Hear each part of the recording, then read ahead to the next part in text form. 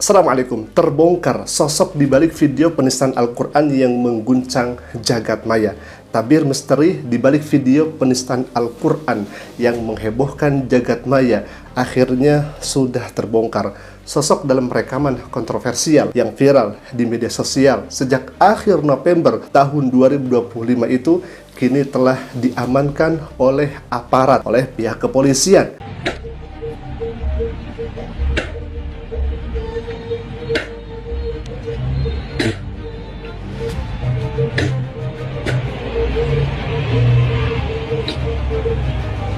Ini tuh barang sok suci ya. Jadi itu cara bacanya gini. Waqala maliku inni kon pentil sabah baqaratin kon mani yaqulun nangen sab'un ijabu wa sab'atu mudaratin kon bilahima wa ukhriya bisatin nangen.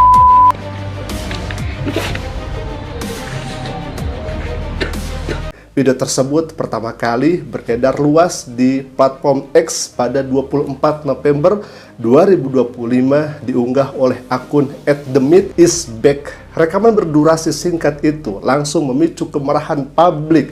Dalam video tersebut terlihat seorang perempuan mengenakan hijab hitam, memegang mushaf Al-Quran, melontarkan kata-kata kasar, menyebut kitab suci umat Islam sebagai benda sok suci, lalu meludahinya berulang kali sambil melantunkan ayat-ayat Al-Quran dengan nada yang begitu sangat menghina dan sangat kasar.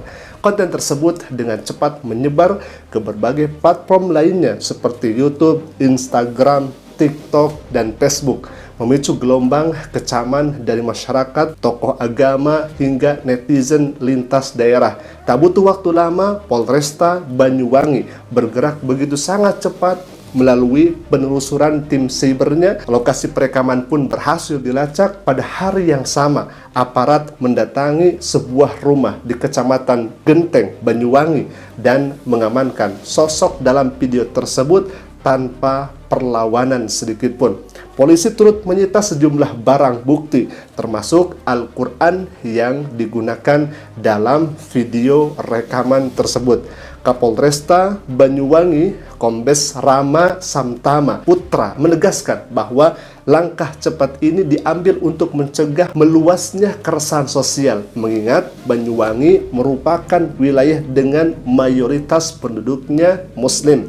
Kasus ini kemudian dilimpahkan ke Polda Jawa Timur dan ditangani oleh Ditreskrimsus serta unit cyber. Dugaan pelanggaran mengarah pada penistaan agama dengan penerapan pasal 156A KUHP dan atau Undang-Undang Informasi dan Transaksi Elektronik atau UU ITE. Aparat masih mendalami motif di balik aksi tersebut, termasuk kemungkinan adanya faktor psikologis maupun pengaruh eksternal. Sedangkan MUI, Majelis Ulama Indonesia Banyuwangi, mengapresiasi langkah cepat kepolisian dan menilai tindakan tersebut sebagai bentuk perlindungan terhadap kesucian agama Islam. Di sisi lain, warganet terus menyuruhkan kecaman-kecaman, menjadikan kasus ini salah satu topik paling rame yang dibahas di dunia maya. Nah, fakta yang baru terungkap dan terbongkar adalah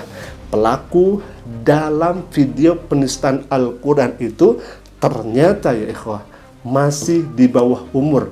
Ia diketahui merupakan seorang remaja perempuan berusia 17 tahunan, warga Kecamatan Genteng, Banyuwangi. Proses pemeriksaan pun dilakukan dengan pendampingan orang tua dan psikolog sesuai prosedur hukum anak.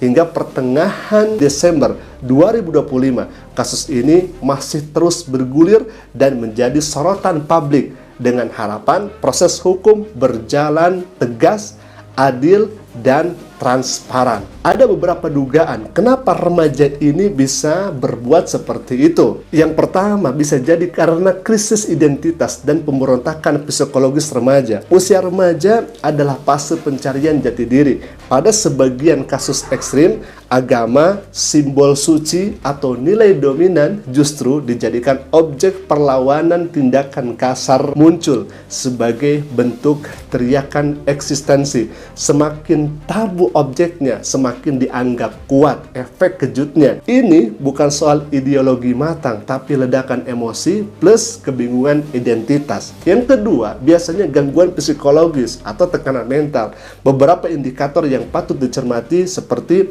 perilaku menelanjangi diri, penghinaan simbol sakral, hilangnya empati sosial, tanpa pertimbangan konsekuensi kemungkinan yang sering muncul, biasanya mengarah kepada depresi berat, gangguan kepribadian, atau trauma masa lalu. Karena itu, pendampingan psikolog bukan formalitas, tapi memang kebutuhan yang amat nyata. Yang ketiga, biasanya pengaruh lingkungan digital atau algoritma. Media sosial hari ini menghadiahi kontroversi. Semakin ekstrim, semakin viral, semakin menghina, maka semakin diperhatikan. Namanya shock value, jadi mata uang.